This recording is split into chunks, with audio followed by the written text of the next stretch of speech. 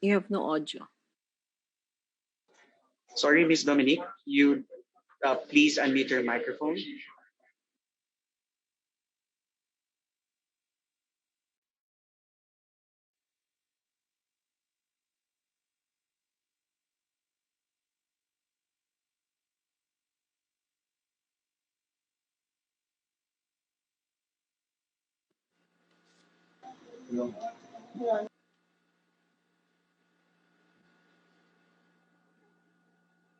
Okay, how about now? Yes, Miss Dominique, go ahead. Sorry for that. Let's have a second take. Okay. So the local government has always been about turf, strategic divisions, and representation.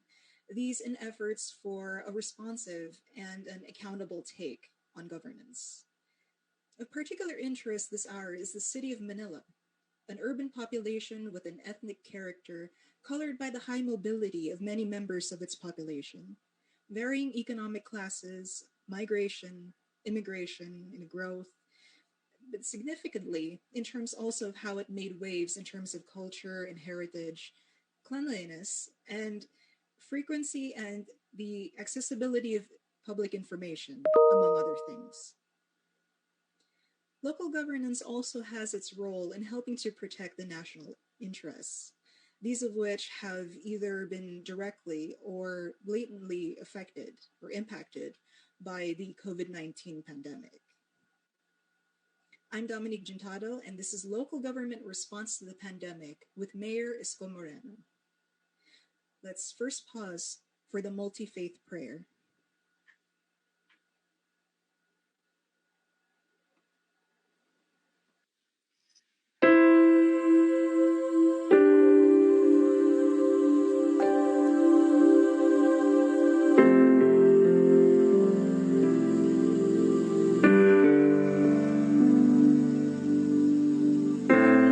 Glory to you, Almighty, for gathering us today. Give us the fortitude to conquer life's challenges so we can excel and be upright in everything that we do. Guide us to be united in diversity, that we may continue to serve and love one another. Amen. Hello.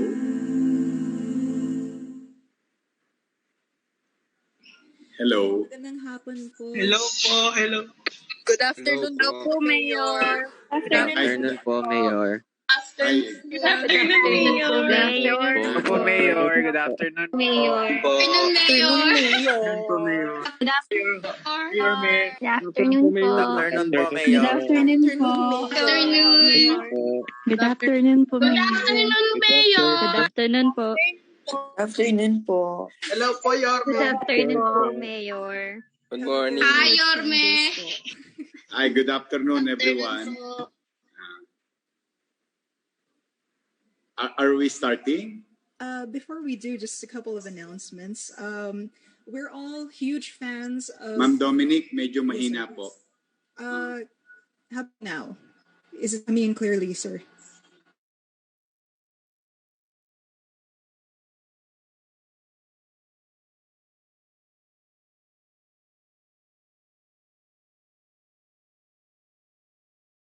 Reminders for a few moments that as much as we are big fans, we have to respect certain protocols and laws, ladies and gentlemen. So please refrain from taking photographs and or screenshots of any parts of the proceedings. Make sure your microphone on your device while Mayor is talking is switched off. Okay, we're dedicating the time entirely to him. And please do prepare your questions or your insights, whatever it is that you want to share. Aside, although okay na po yung mga good afternoon and I love you, Yorme, andyan na. Yes, so we can send the transcript if needed. It'll be like a love letter kind of thing or a fan wall. Yeah. So we also would like to extend our warmest greetings to Dr. Lourdes Montinola, our Chair Emeritus of the University. Good of you to join us po. Welcome po, Dr. Montinola. Okay. And to open our event is Dr. Reyes, Dean of the Institute of Arts and Sciences. Dr. Yuntado, can you hear me? Yes, I can hear you po, Dr. Reyes. Our Honorable Mayor Francisco Moreno Domagosa III, FEU administrators, faculty, scholars, and about 400 students in the Zoom room. Good afternoon. Ang dami. Welcome to this very timely talk on local government response to the pandemic.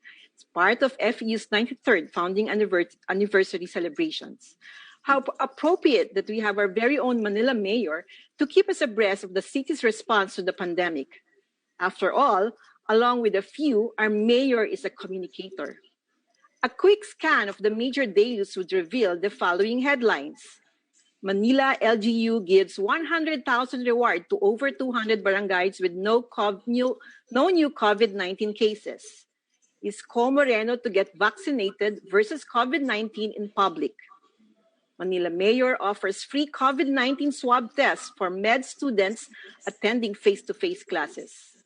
Just with these stories, you can already tell that Mayor Isko Moreno is bent on defeating COVID-19. But it's not surprising that Mayor Isko is at the forefront of pandemic response. In the last quarter of 2019, we, myself, and IAS Associate Dean Mark Isla, analyzed all 17 Metro Manila mayors' tweets. In the first 100 days of their term, we juxtaposed this against Section 16 of the Local Government Code of 1991, which states, and I quote, city mayors are expected to provide efficient and effective governance that is essential to the promotion of the general welfare of the local constituents within their respective territorial jurisdictions, unquote. The mayors align their executive and legislative agenda and plans based on the local government code. And so we investigated how our good mayor engaged with his constituents. In the 3 months of July, August, September of 2019, Mayor Isko Moreno always figured in the top 3 of most number of tweets themed according to the executive agenda on health, environment, education, politics, peace and order, arts and culture, governance, tax incentives, and everyone's favorite, #walang pasok. Fast forward to 2021, Facebook, Twitter, and Instagram are not just his platforms to communicate his agenda to his constituents. The very energetic mayor also uses TikTok. Yes, where dancing and singing are the ways to convey your messages. In this platform, without hesitation, he would dance his way to show appreciation to Manila's medical frontliners. He would TikTok his vaccination plans, among others. He's present in traditional and new media, ensuring that all his stakeholders get the appropriate information needed to combat the harsh realities of COVID-19. Because of who he is, it is apt to end with a borrowed quote from Winston Churchill. The difference between mere management and leadership is communication, end quote. Once again, good afternoon and thank you for joining us. Let us heed the call of our 93rd founding anniversary theme, Continue Braving Boundaries. Magandang hapon.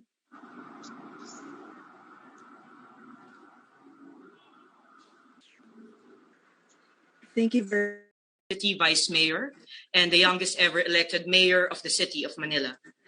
He currently serves as the 27th mayor of the city of Manila. He was elected as the Manila Vice Mayor for 9 years and was already a member of the City Council when he was only 23 years old. Mayor Isko also finished his 3 terms as City Councilor. Despite his humble beginnings, Mayor Isko pursued and nourished his unwavering passion for learning. Not only did he read books about prominent world leaders, but he also learned a lot from think tanks.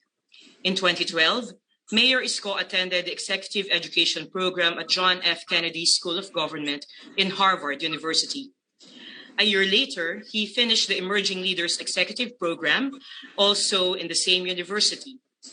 Furthermore, Mayor Isko completed the Oxford Strategic Leadership Program inside Business School at the University of Oxford. He is also a product of the Executive Education Program in the University of the Philippines, National College of Public Administration and Governance.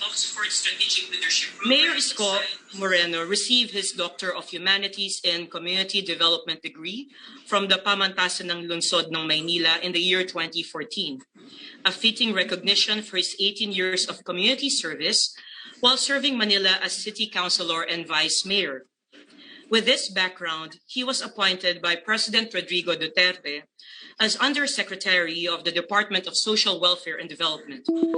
Prior to this, Mayor Isko Moreno was also appointed by President Duterte as the Chairman and President of the North Rail Corporation. Mayor Isko studied law at the Arellano University School of Law 3 years after graduating from International Academy of Management and Economics with a degree in Bachelor of Science in Business Administration. Some of the prestigious awards and recognitions he received include the Gusi Peace Prize, the Most Outstanding Filipino in the Field of Public Service Award from Gawad America Foundation, an institution based in Hollywood, California, USA, Volvo's PH Iron Mark Award, Breakthrough Award by Man at His Best, Esquire, and in 2019, he also earned a spot in the top 10 men who matter by People Asia magazine. In November 2020, San Beda University also conferred an honorary Doctor of Laws degree on Mayor Isko. The Doctor of Laws, honoris causa, is the university's highest academic rank and honor, which is awarded to individuals who have shown outstanding contribution in public service by upholding the rule of law. For 2 consecutive years, Mayor Isko also received the Man of the Year Award by Asia Leaders Awards, and he was recognized as the People's Choice Awardee by People Asia for the year 2020.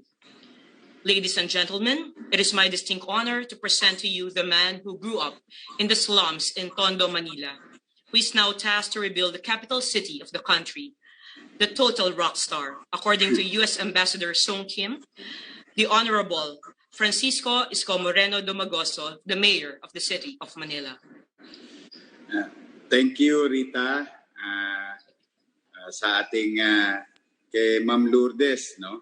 Montinola, Chairman Emeritus, Aurelio Montinola, Chairman, Michael Alba, University President, Maria Teresa Trinidad Tino, Senior Vice President, Mirna Quinto, Vice President, Enoroso Pamintan, Assistant Vice President, at lahat ng members ng faculties, officers, and non-teaching personnel, and the students of FEU. Magandang araw sa inyo. Una, maraming salamat that you put interest in the city government's effort to really revive what have been lost since the 60s. Pag yung mga estudyante rito, kapag ginihim-gin nyo, no? I-google mo ganda, malalaman ninyo na talagang ang heyday ng Maynila ay nung hindi pa tayo pinapanganak, including me. But be that as it may, there's an opportunity in this adversity. As the saying goes, you can utilize your adversity in your advantage. It goes to everyone, not only to the government.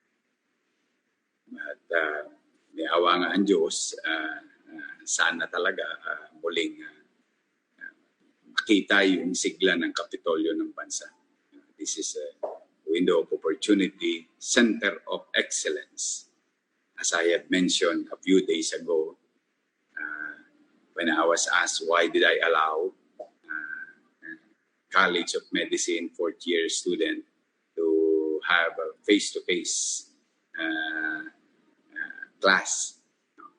Because I believe Manila has been producing a lot of professionals and leaders of their field of undertakings.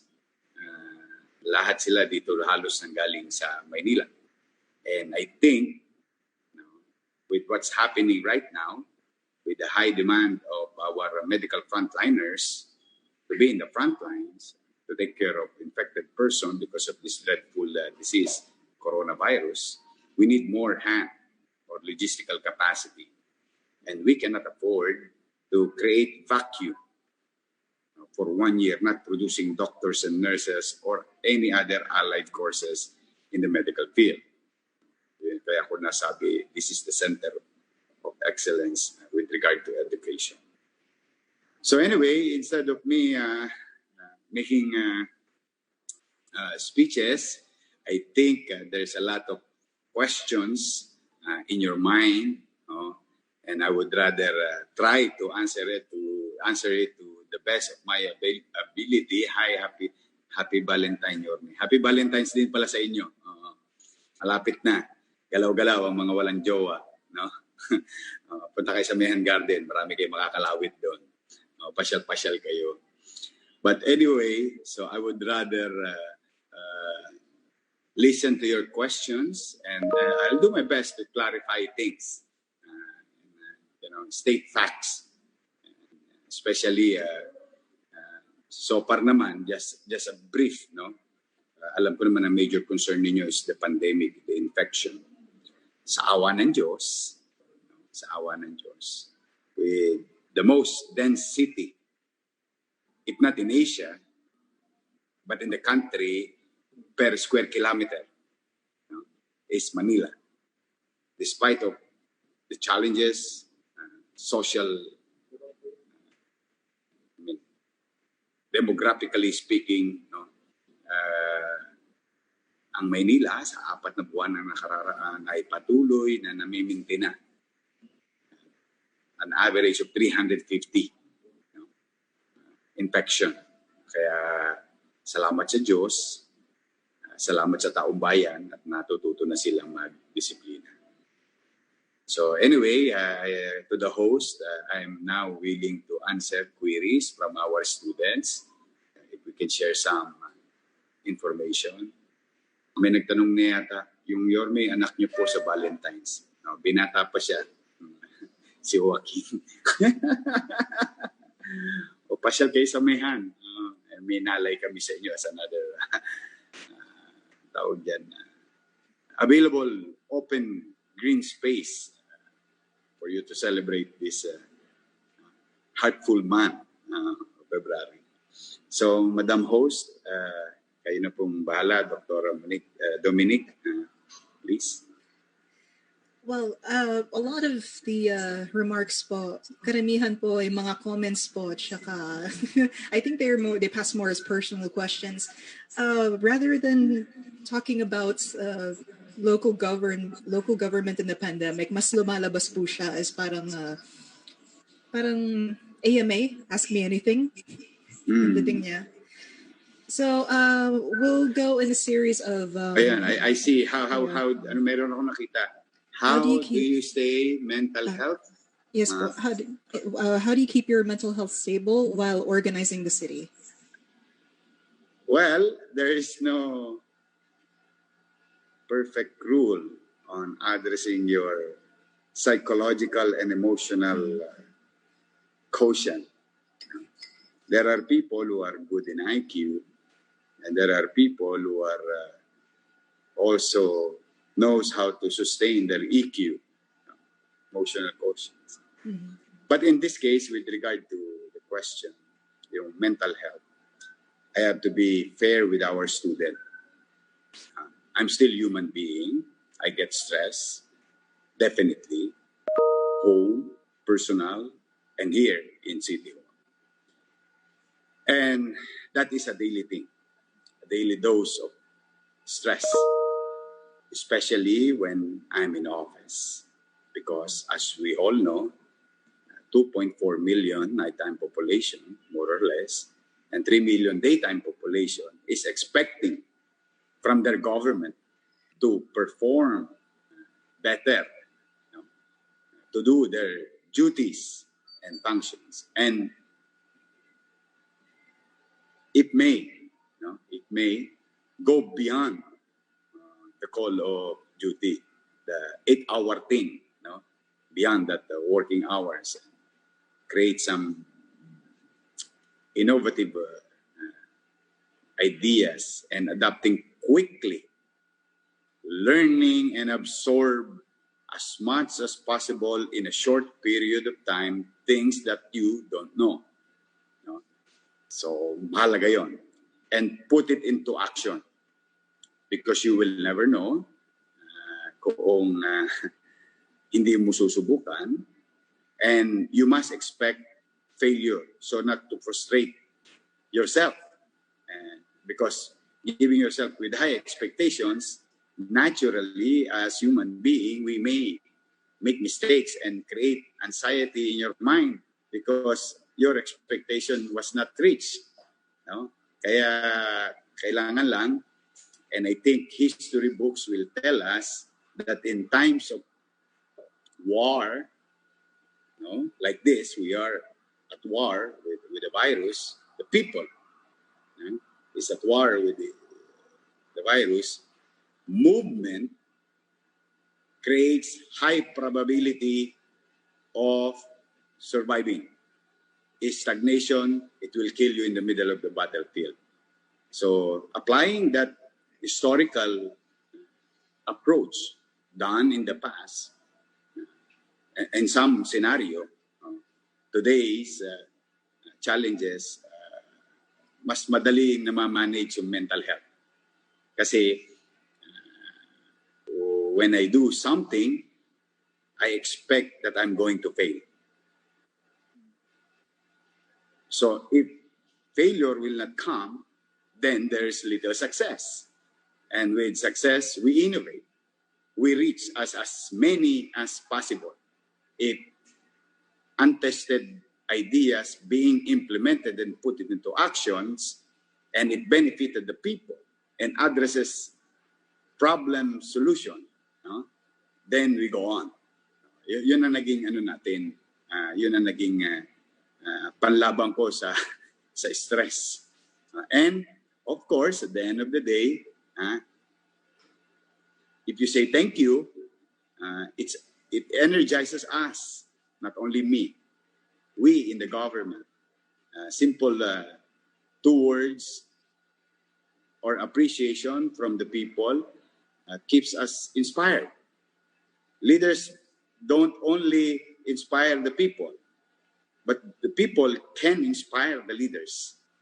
That I believe. Kumbaga, both ways yan. No? So, if you appreciate things, thank you very much. We'll continue it. We'll make it better. Ganun ang pag-unawa ko na lamang. Kasi totoo naman, maraming mga kababayan natin, buryong na. Yung, whether local government or national government. So sa mga estudyante dyan na maaring nabuburyong na kayo, maaring nabubwisit na rin kayo in shortcomings ng gobyerno, maaring naiingayan na kayo sa away ng mga magkakapartido, kulay-kulay, kampi-kampi sa kulay, tapos sila na lang ang naririnig nyo at hindi na kayo ang naririnig, no? Huwag nyo muna silang pagpapansinin. Yung kinakarap natin, huwag nyo muna masyadong dibdibin. When I say huwag dibdibin, hindi naman tayo pwede magpabaya. What I'm saying is, let us learn how to live with COVID-19 every day, adapt, and learn how to go back to work safely. Acceptance is the first step. No? Yun ang unang-unang importante sa atin. May problema, tinatanggap natin ang problema. Because if we keep on denying ourselves of facts and reality, then magiging stressful lalo ang buhay ninyo. Siyempre, lalo na yung mga mag-aaral. Ang hirap nowadays. No? Going online, this is not your environment. And in fact, I believe this is not a good environment to educational institution na nasa bahay ang mag-aaral. The best way for us to learn more than the academics is to learn our environment by going out there in our community, in school and outside of school, engaging people, learning from their experience, from their stories. these are healthy environment for any students who wanted to acquire some knowledge academically and life experience.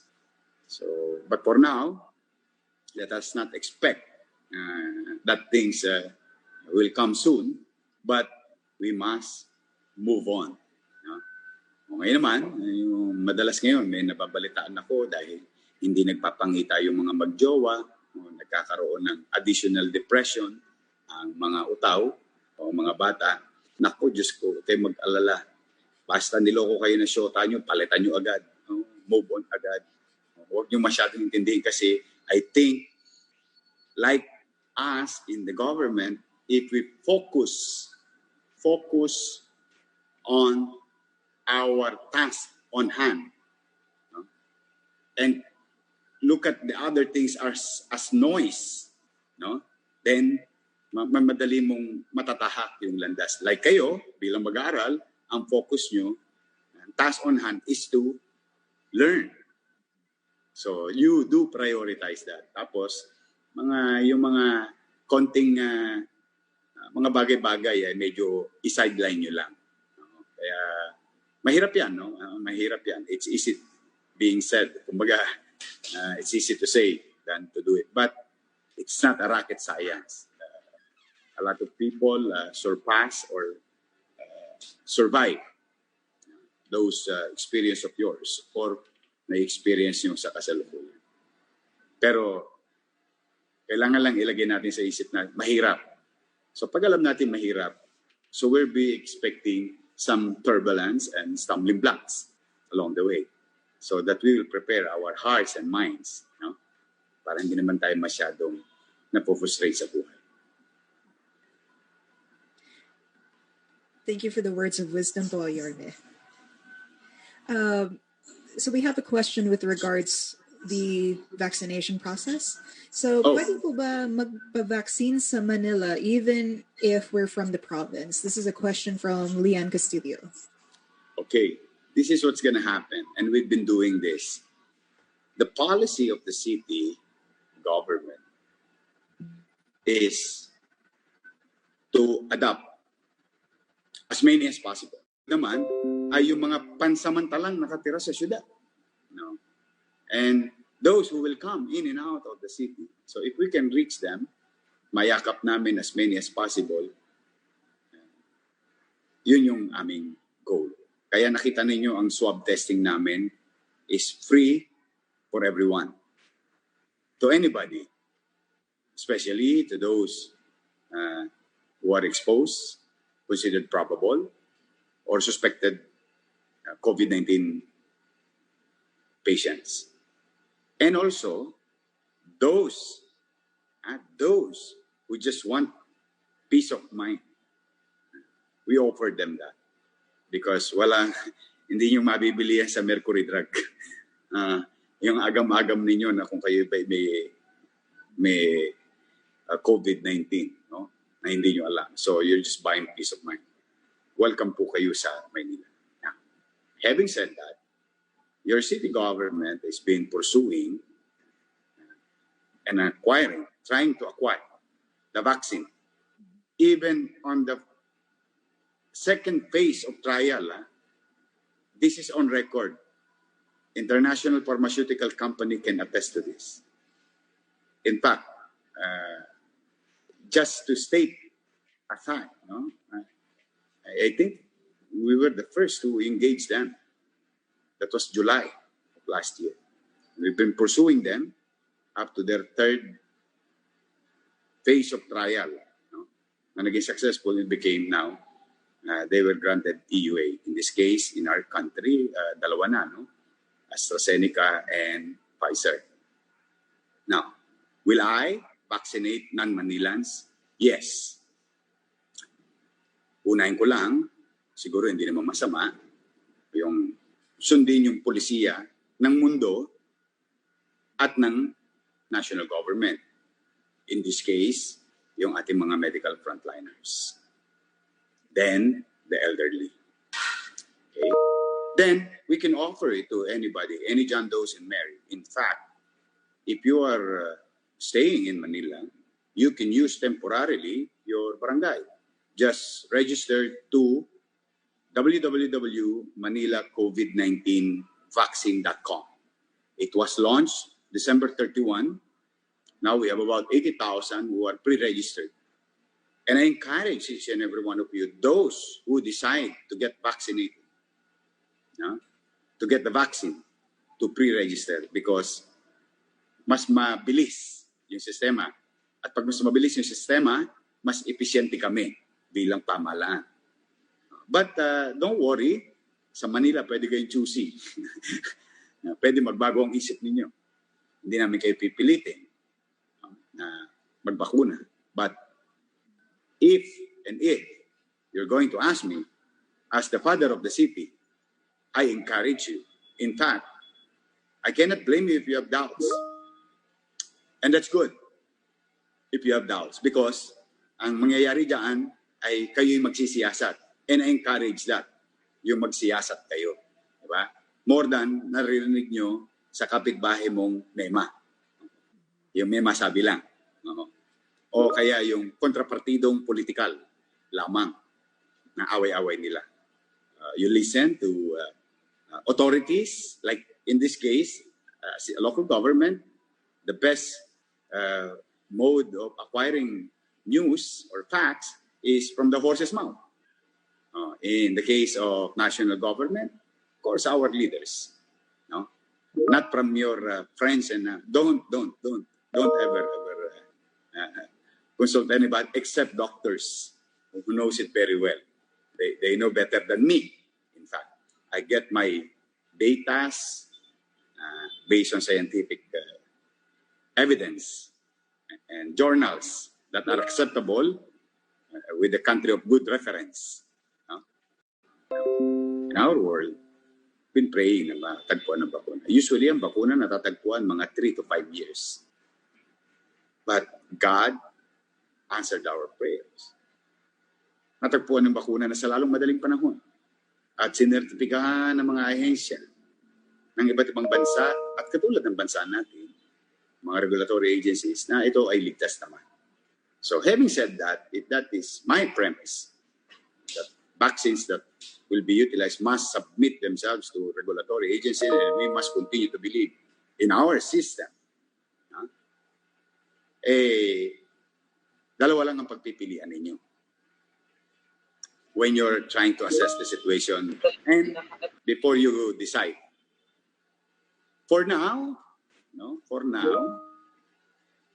you are 100% and I am 100% exposed to a probable or possibility of being submitted to the bad part of getting infected COVID-19, which is the severe situation. Remember, let me put that in right perspective. There are 3 types of situation of a person who got infected. And these are facts. 1, asymptomatic. You're a carrier, but you don't show symptoms. And that's very dangerous to others, not to that person. Kaya, mas maagang malaman, which is through testing, mas maganda to protect his loved ones or her loved ones and the community. 2, symptomatic. You have symptoms. Then you must be in the COVID bed facility. And this normally is a hospital setting. The 3rd, which you don't want to wish, and I don't want to wish, is a severe condition. Severe condition, you will be in the ICU. Chances are, this is not a guarantee, but chances are, you'll be in a 50-50 situation. So it's either mabuhay ka or abo ka nang lalabas. Sad to say. And it's been happening. Nakikiramay ako sa 700 mahigit na pamilya ng Batang Maynila na sumakabilang buhay dala ng COVID-19 infection. So, kaya we are at 100% at risk. There are questions in your mind. Yorme, ba't naman ako kukuha ng 50%? Yorme, ba't naman ako kukuha 72% or 74%? Pwede naman akong 94%, 95%. Okay, tama rin yun. Tama rin tanong yun sa sarili ninyo. Well, this is my position. Given a chance that I may be allowed already to take mine because I'm no medical frontliners. No? If I'm going to be given an opportunity, ASAP, may lumabas na bakuna, sertipikado, nasa kamay na natin, nasa palad na natin. No? Whether it is 50%, 72%, 74%, 94%, 95%, babakunahan ko sarili ko. Why? And I will remind you of the principle of temperature. Anything above 0 is positive. So, kung bakunado ako, bakunado ka, whether Sinovac, Pfizer, AstraZeneca, Gamaleya, Johnson & Johnson, Moderna, and all other available vaccine, as long as lumanding at sertipikado ng mga regulatory agencies that those doctors and nurses or specialists, scientists in that agency affix their signature that this product is safe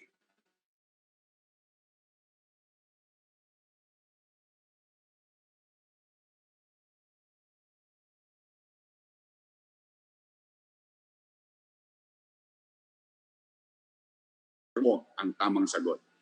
Because vaccine, whether it is 95% or 50%, doesn't give you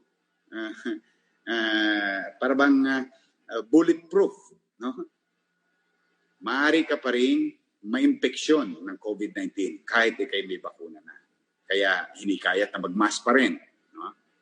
Pero, given a chance, ayon sa mga pag-aaral ng mga siyentipiko, kapag ikay bakunado na, may panlaban na ang katawan mo. Kapag may panlaban na ang katawan mo, malaki ang chance ang hindi ka mapunta sa severe situation. I hope maliwanag yun sa atin lahat.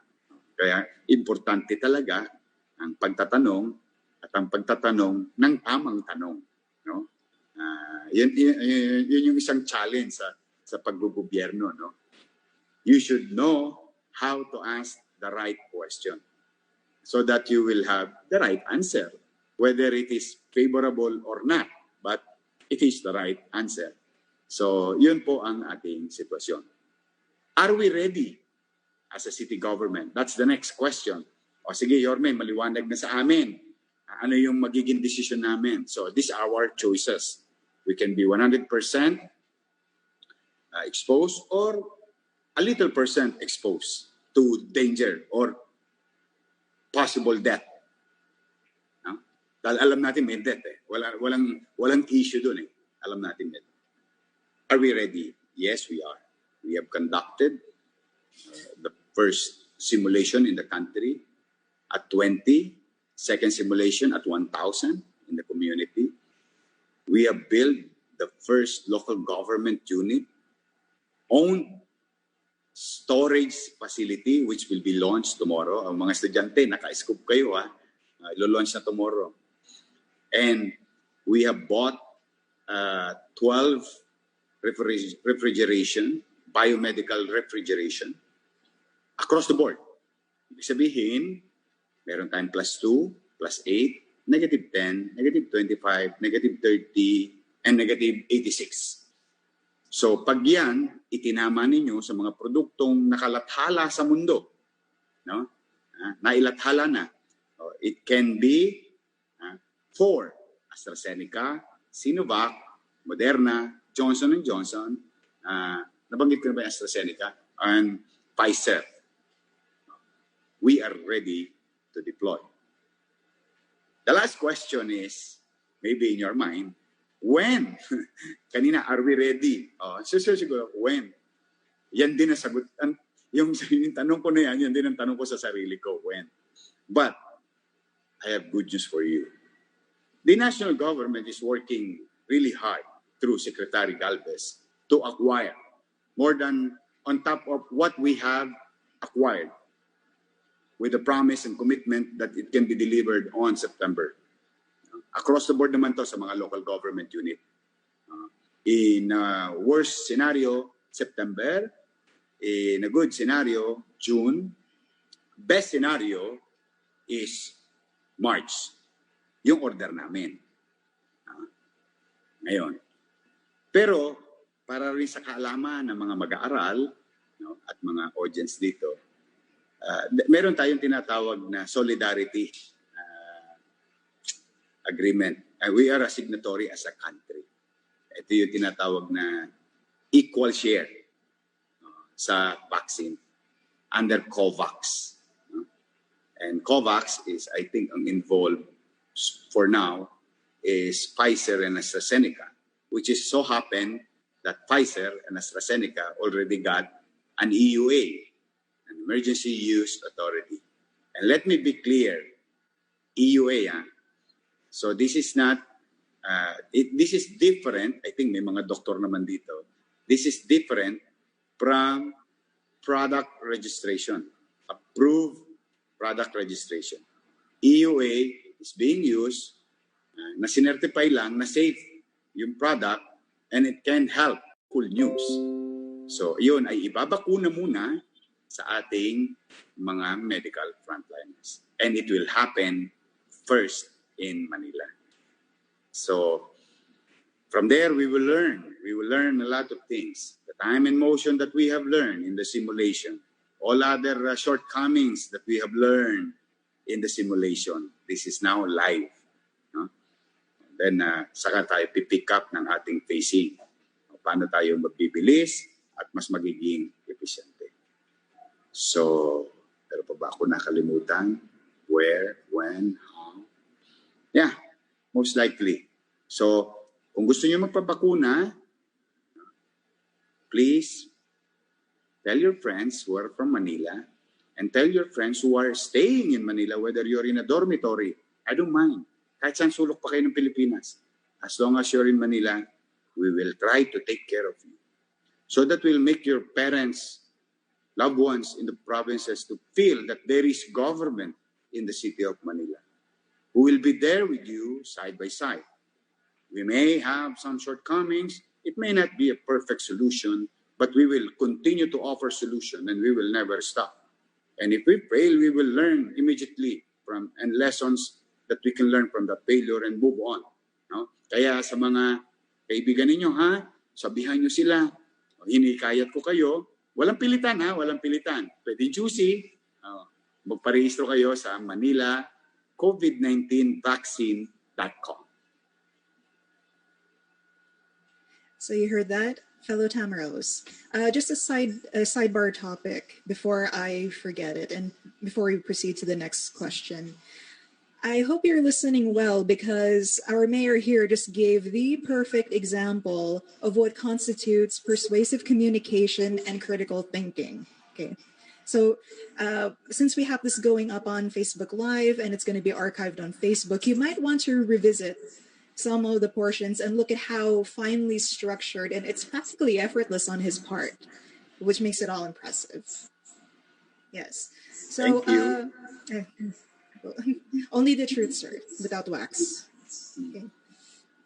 So, Mayor, ask ko lang po, is there a chance po ba na hindi lang medical students ang bibigyan niyo po ng free swab test po? This is from Kirsten Tanatan. Yes. It's not a chance. It's been ongoing. So, ulitin ko, no? Ang unang struktura ng requirements ng polisiya ng IATF, which we never change. Sabi, swab test ang suspected and probable. May category yan, may level of category yan. Yung technical aspect niyan, you don't need to know. Basta if you fall on that, you need to be tested. The other one is an additional approach of the city to lower the anxiety level of individuals No? Kaya ko nasabi sa inyong peace of mind. Kasi, as much as possible, I try to listen to people and to get their thoughts and feelings. We've been seeing numbers at the time that masyadong mataas yung level ng anxiety. Sabi ko, let's give them peace of mind. So, anytime, if kinabahan ka, oh shit, nadali yata ako. Oh, naku, lagot. Ano ba itong nararamdaman ko? COVID na ba ito? Ano bang? Yung medyo nag-alala ka talaga. Nag-alala. I mean, especially when you see your friends and you were informed that they turn out to be positive, then you try to think kailan kayo nagkasama o baka gaano kayo kalapit and so on. Those are anxieties, no? And you need peace of mind. You go and if you have 3 is November. Hindi. Serology yung tinira ko. June yun. So more or less about 6 months. Let's just be fair. Mga 6 months. So you go there. No? Or go to our hospital. In your case, FEU, and if you're living in the dormitory, go to Sampaloc Hospital, nearby, or Hospital ng Maynila, or preferably, Hospital ng Santa Ana. We can have you tested there. And it's free. And it's going to be free. It's free on day 1, March of 2019, and it's going to be free. Sabi ko sa inyo, yung bimpo, pipigain ko ng pipigain hanggat maaari. Hanggat may mapipiga. So, libre po. May nagtanong kanina parang dumaan. Ano daw yung website ng pre-registration? Ulitin ko po, no? And I hope you don't mind FEU. You can share it to them. www.manilacovid19vaccine.com. One word. Dire-diretso lang. Yun yung pre-registration. And don't lose your phone. That's the only way we can contact you. That's why there is an OTP. Tapos, ang maganda dyan, mga estudyante, meron na yung passport. Automatic, magkakaroon kayo ng ID that you can use anytime. If there is doubt coming from other person, kayo bakunado ba o hindi, you can have a proof that you were vaccinated on this day with lot number, brand, doctors, and doses. Kasi, just to be sure and be frank about you, I think Johnson & Johnson had a better doses. I mean, better vaccine in terms of doses. Kaya lang matagal pa siyang darating. Iniisip pa dyan, mga katapusan pa ng taon. 1 dose lang sila. Pero lahat halos ng bakuna ngayon, puro 2 doses. So, kaya kabata ninyo. Daig ng maaga pang masipag.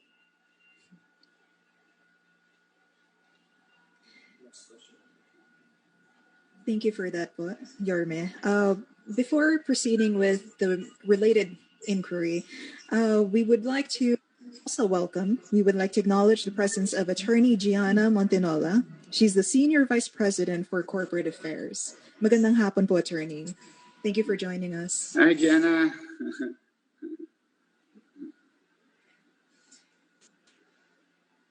So we have a student who's asking if F2F na rin po ba yung allied health ng FEU? Oh, so that's face-to-face. Yeah.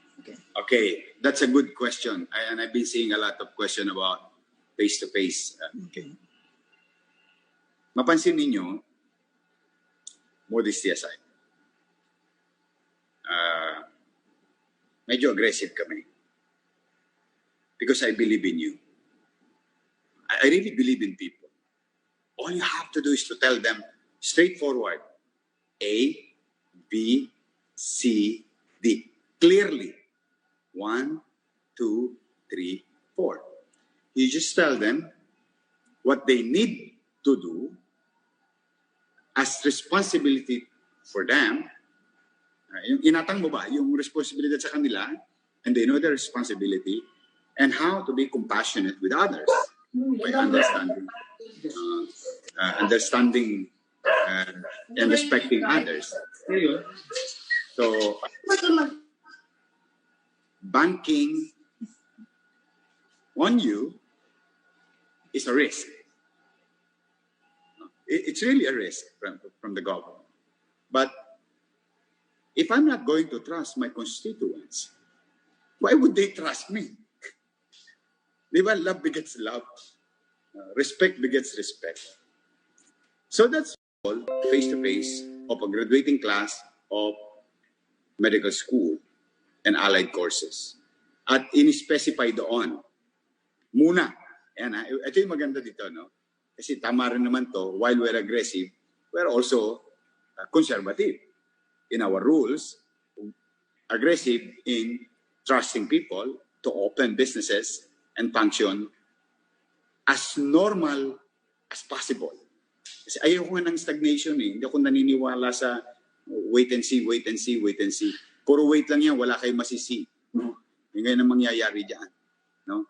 So, nakalagay doon, doctors, nurses, PT, midwifery, and health something.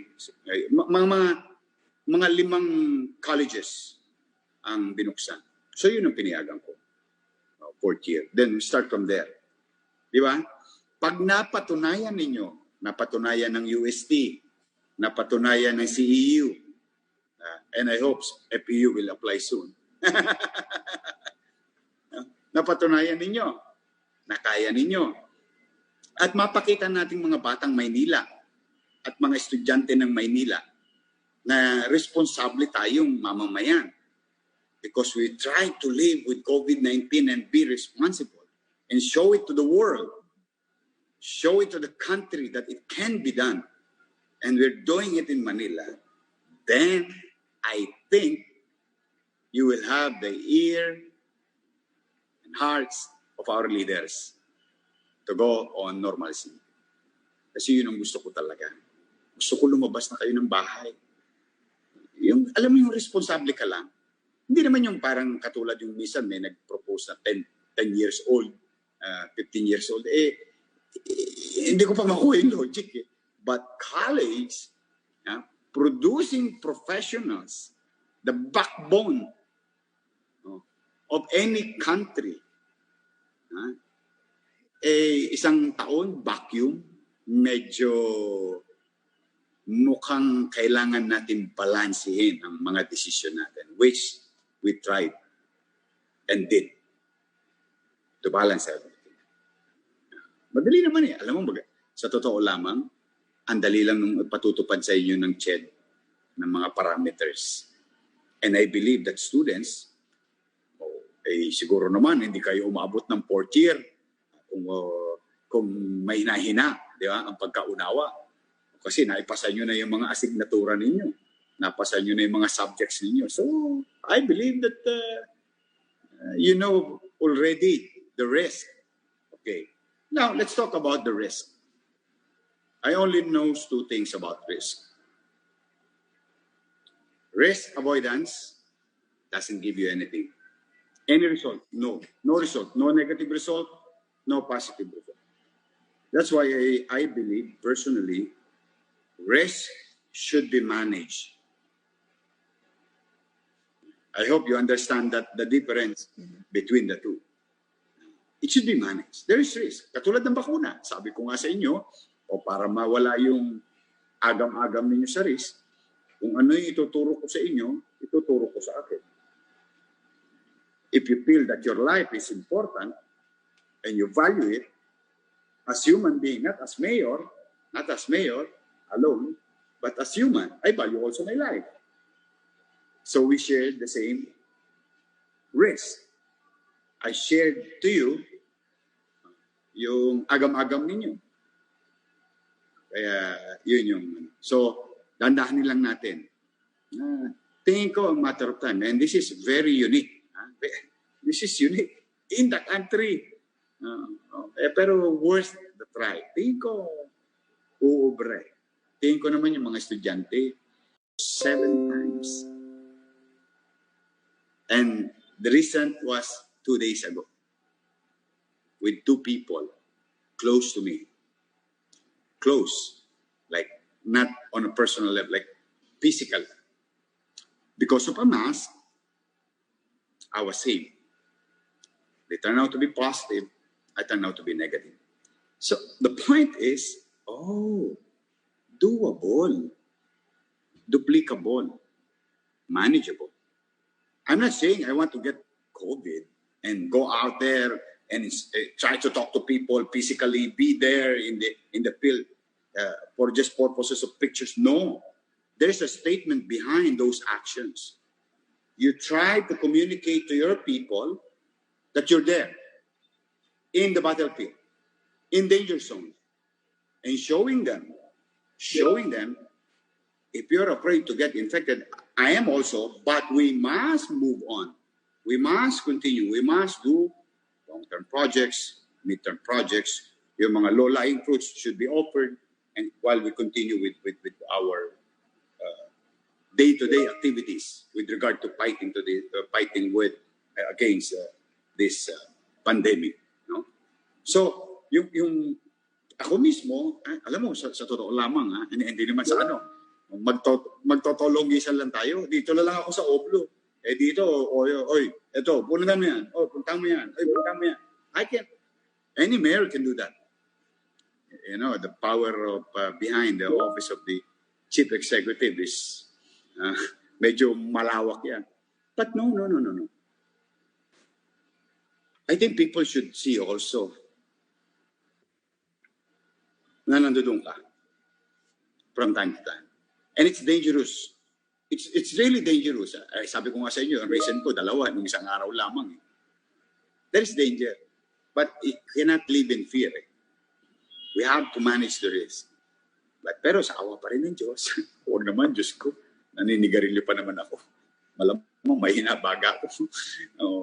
Hindi ko naman pinapangarap na may infect. But I have to do what I have to do. I have to do what I need to do because you are expecting from your government. This is the time for us to fulfill our oath. Diba? Ting Lunes, sumusumpa kami. Panatang makabayan. Yeah? And we took an oath to really do the service. And this is the high time for us to show that. Small steps, baby steps, big actions, whatever. Kaya, ingat-ingat lang. Kaya tingin ko kaya nyo rin. Ako, naniniwala ako. I have to trust that yung, alam mo yung instinct minsan. Matalino na ang tao. 11 months. Ang dami na lang kwentong napanood. Dami na lang kwentong narinig. At hindi ito basta kwento lamang. Kwentong totoo. Kaya alam nila yung danger. And even the professors, of course, knows it already. So everybody knows. And everybody learned. And we can be safe. As long as we're responsible. And we are not only responsible to ourselves, but we practice compassion. Yung malasakit sa kapwa. Kasi by doing self-discipline, is being compassionate to others already.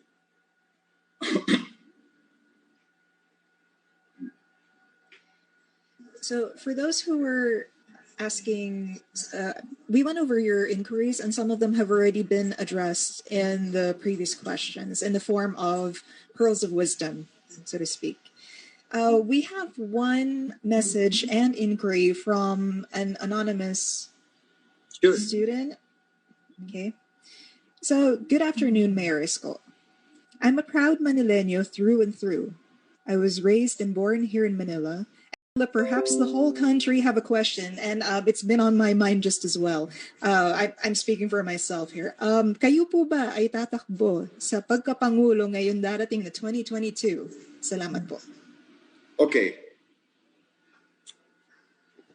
And I've been answering this for quite some time.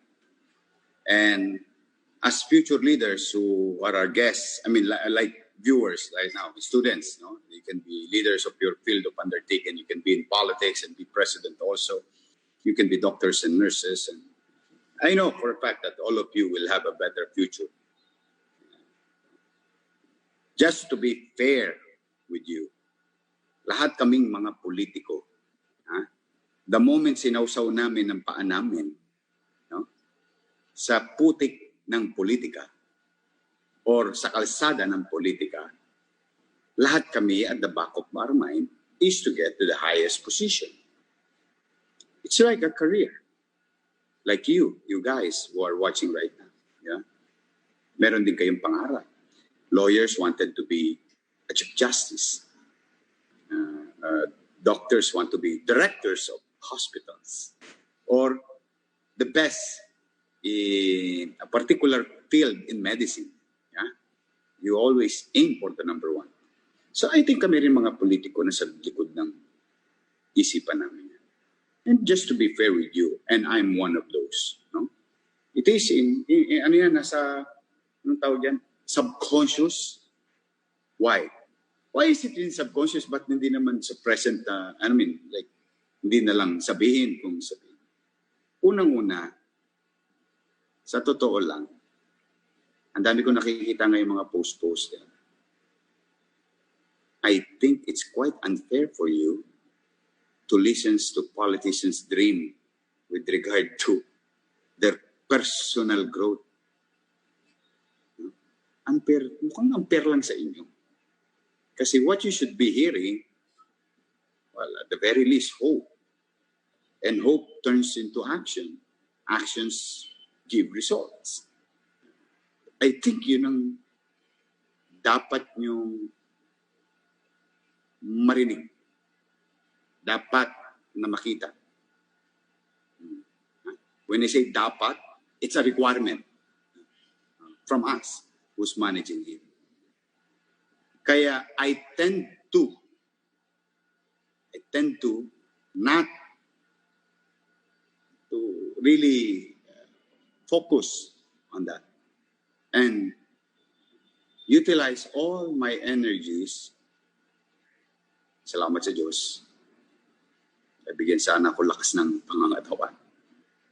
All ideas that I have learned, thanks to my professor, my teachers, were very patient on me, especially nung masama pa ako mag-English, napakasama ako mag-grammar. Matyaga yung mga teacher ko nagtuturo sa akin. And, things that I have read, yun ay ginagamit ko muna ngayon para labanan yung pandemya. Yes, it's true. Yorme naman. Sagutin mo naman ng diretso. 9 na buwan na lang. Magkakaalaman na. Then, let me answer that in the right time. Vaccination is the solution for this nation. And we, all of us, should focus on how to protect you with this virus. And so far, PPE is the only protections that we have. And there is another available protection, which is the vaccine. So ako talaga nang gigigil na tusukin mga balikat na o mga braso natin to other people, to those people who answered the surveys and making me as an option or alternative. No, but there is time for that. I will confront it. I will not. Hindi ko gagawin yung, alam mo yung kunwari ayaw, pero gusto. Nabili na yun eh. Yung hindi ko kayo ilalagay sa waiting game. We have to be decisive with our decision. Kailangan, oo, hindi. Because I think the next leaders of this country should be facing, if I may borrow, the statement of Senator Ping Lacson, 17% will go to jobless, going to be jobless. 30% of our population will go to hunger.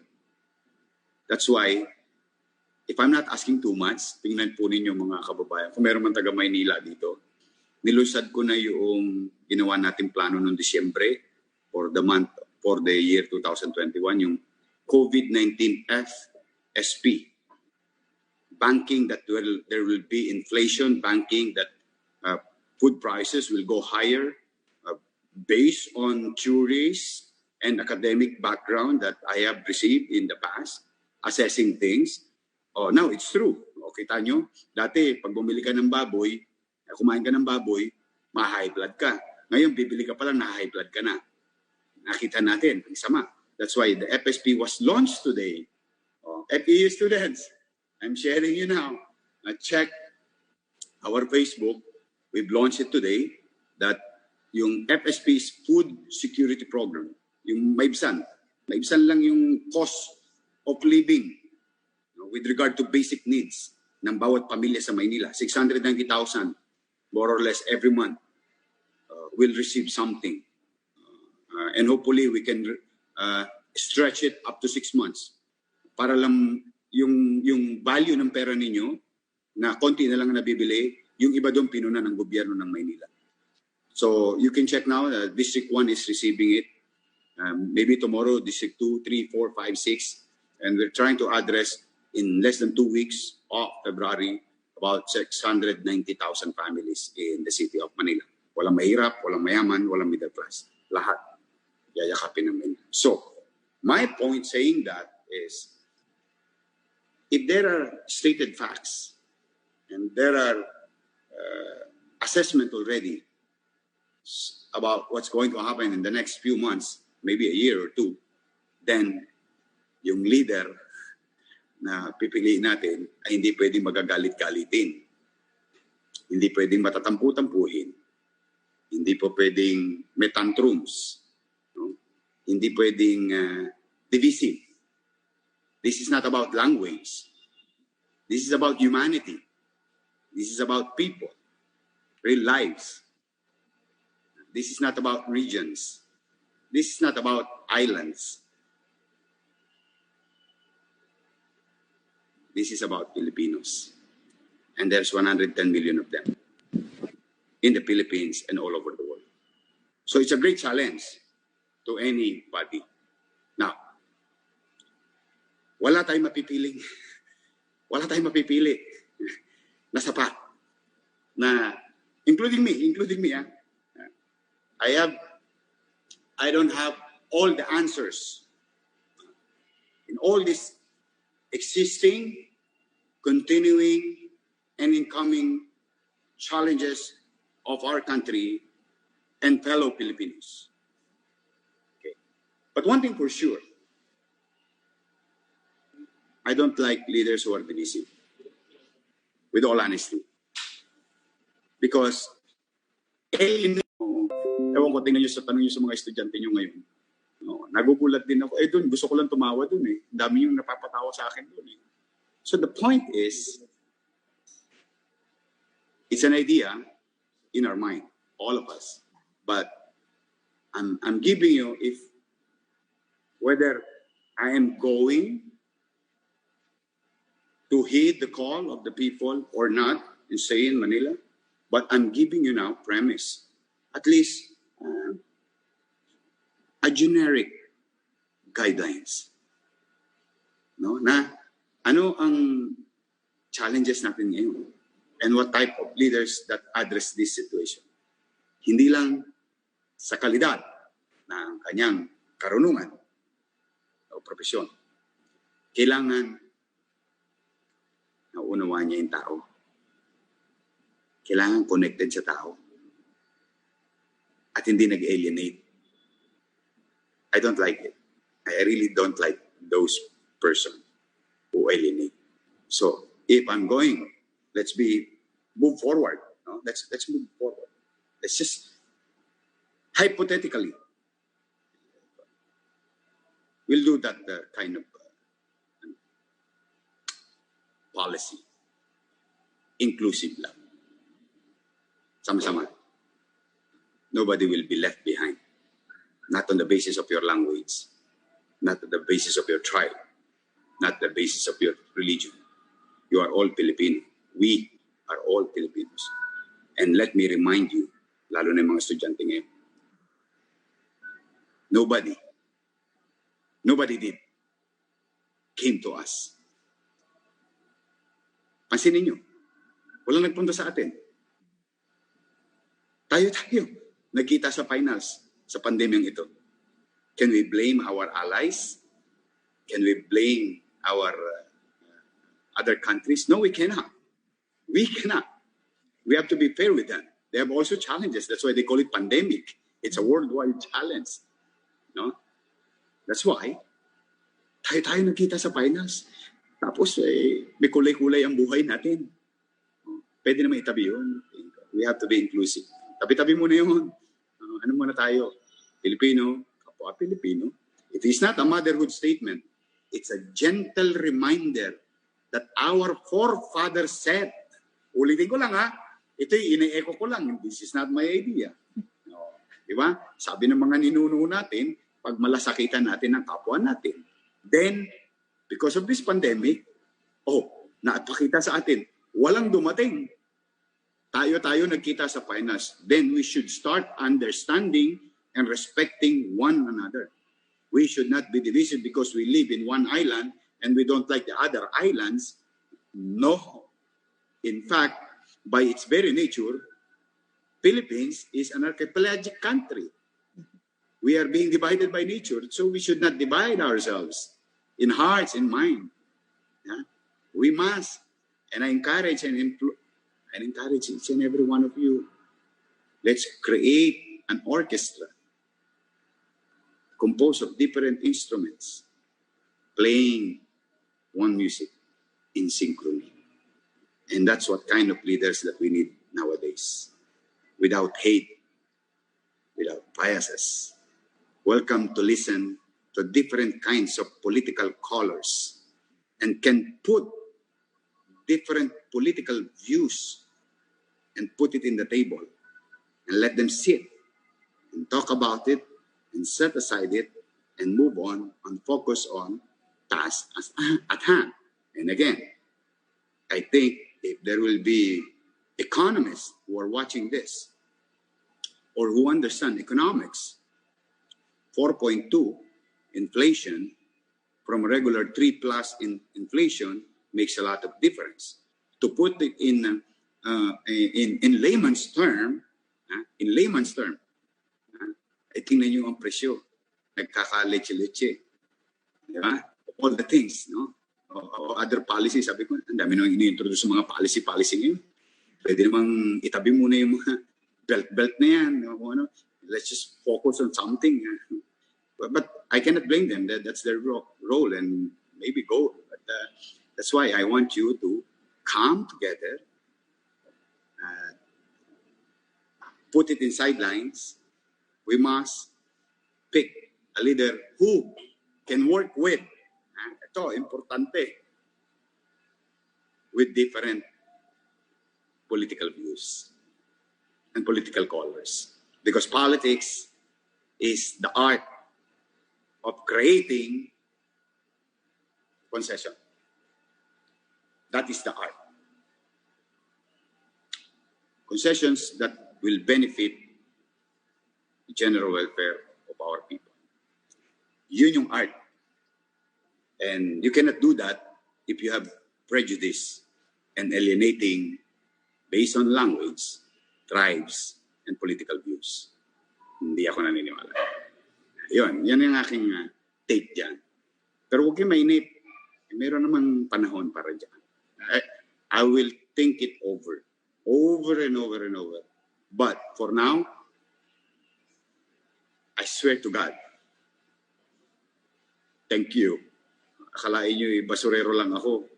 Yung maging mayor lang ako, ang laki ng Ang laki na ng blessing eh.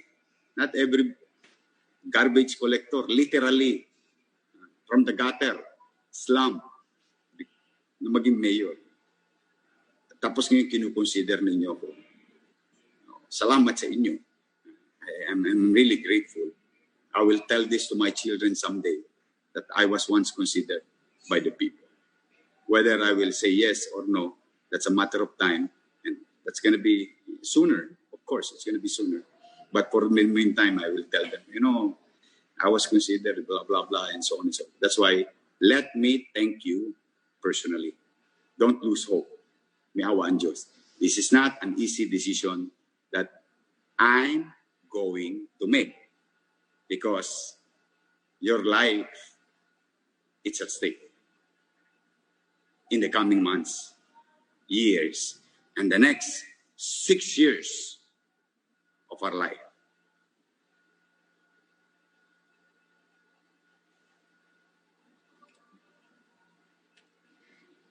Thank you very much for the colorful discussion, Mayor Isko. So, ladies and gentlemen, for the past hour... Pasensya na mga we have estudyante had ha. questions. Masyadong seryoso yung talk. But it's a serious question kasi. Baka nabore ko kayo. But you were sharing the truth. I'm sure everybody here is looking for the information on it. So for the past hour, we've had questions answered, wisdom shared, and insights which have been worded and conveyed like a true statesman. I want to bring this one out because there have been instances in which we have the citizenry unable to tell the difference between a politician and a statesman. They think pagka po politiko ay para-pareho lang po sila. No, that's not true. Okay. So we have right here an example of a statesman. You heard him speak for this past hour. Okay. He's also given us peace of mind and a renewed sense of hope. Marami pong salamat ulit, Mayor. So we proceed with the awarding of the e-certificate. So the Certificate of Appreciation from Far Eastern University Academic Affairs Office is awarded to Mayor Francisco Moreno Damagoso for his valuable contribution as speaker during the 2020 pandemic, responses, situationers, and forecasts with the theme Local Government Response to the Pandemic, given this 10th day of February 2021 at Far Eastern University, Manila. Signed, Dr. Mirna P. Quinto, Vice President for Academic Development, and Dr. Maria Teresa Trinidad Pitino, Senior Vice President for Academic Affairs. Thank you po, Mayor. Thank you, ha? Thank you sa inyo. Nagsasagot ako ng ilang chat nyo. Try to address as many as possible. Thank you sa inyo. Mag-iingat kayo. Nga pala, pangulit na lang, nakalimutan ko. Thank you po. Diyan, thank you. Thank you po, Thank you, Happy Valentine's, Yorme! Happy Okay. Yorme lang po kalam. Happy Valentine's Day. Ladies and gentlemen, our mayor is trying to say something. Free. Sorry, can we please get that again, sir? Pag may time kayo, you can drop by at Mayhan Garden, February 1 to 15. Meron tayo doon yung para madala nyo man lang yung mga mahal nyo sa buhay, asawa nyo, o lolo't lola nyo, o kayo mga magjowa, o may syota, nobya, o yung wala pa naman, marami kayo makikita roon. Those in situationship, you're free to also go there. Yes. Yeah. Treat yourselves. Everybody's welcome. This is an avenue of releasing some pressure in the pressure oven or cooking pressure cooker. Mag-aliwalas man lang, no? Mura diyan at walang bayad, yung pagpasok. Ayun lang sa May Nilaw sa Mayhan Garden. And I love you all also, yung mga nag-I love you. Mag-ingat kayo. And to give us a few final thoughts, we have the Dean OIC of Institute of Accounts, Business and Finance, Mr. Earl Joseph Bergonia. Hi, Yorme, Mayor. Hi, Earl. Magandang hapon, and to all who attended this afternoon's talk, maraming salamat. You know, it's really an honor for me to be giving these closing remarks. I know we have been given the privilege to listen to a very amazing man, and it's a privilege for me to even just see you virtually, because I know you have done a lot in transforming Manila into what it is now. A cleaner, nicer, and safer, and soon enough to become a smart city. So the pandemic has really been very challenging for all the leaders in the Philippines and all over the world. And we are so thankful for knowing someone who has been like working so hard 24/7. Thank you for sharing the things that the city of Manila has been doing, and for sharing to us the crisis management style that you have put up, the engagement of the citizens, the programs that you have, and thank you for opening also the doors of Manila for those who are non-residents in taking part of the programs that you have. Maraming salamat po. At kami po'y nagagalak na sabihin sa inyo na kami natutuwa, because now we enjoy a place where kung ano po yung makikita nyo sa FEU, especially the background, that's why I use that as my background. Ganyan po rin ang aming pagtingin sa malaking transformasyon na nagawa ninyo sa City of Manila. Well, I know you have done other projects like yung launching of the smart city platform called Go Manila. Go Manila. Yeah, and the Manila.staysafe.ph. Yes, now it's a countrywide. Thank you for spearheading and for initiating these kind of programs, because I know that the great things that you have done in Manila can also be done all over the country. And that may be the things that the students are seeing, that if you can do great things in Manila, you can do greater things for the country. So that siguro was the inspiration of why a student has to ask a very important questions that they need to know the answer. But while we respect whatever decision that you have made, but you have put a kind of leadership that has been well received, can be described as a potent combination of strategy and character. You know, what is so amazing about the kind of leadership that you have is that you put a sense of humor, and a sense of humor that has become a part of the